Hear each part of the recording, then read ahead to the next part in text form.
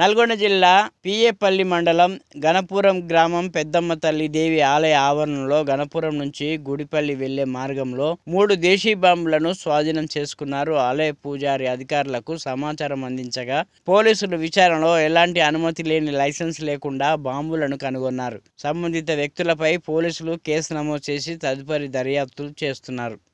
8 గంటల సమయంలో Gudipalli police station పరిధిలోని గణపురం విలేజ్ అవుట్స్కట్స్ సెంటర్ పెద్దమ్మ తల్లి గుడిలో 3 నాటు తుపాకులు ఉన్నట్లు ఆ గుడి పూజారి ఇన్ఫర్మేషన్ ఇవ్వడం జరిగింది. ఆ సమాచారం ఆధారంగా ఎస్ఐ నర్సింగ్లో నేను ఆ సిబ్బంది వెళ్ళి వాటిని పరిశీలించి వాటిని సాధించుకోవడం జరిగింది. ఆ తుపాకులను పరిశీలించినప్పుడు ఇవి మనం జనరల్గా పక్షులని కానీ మన పంట రక్షణ కోసం అడవి పందుల కోసం వాడే తుపాకులా మాత్రమే.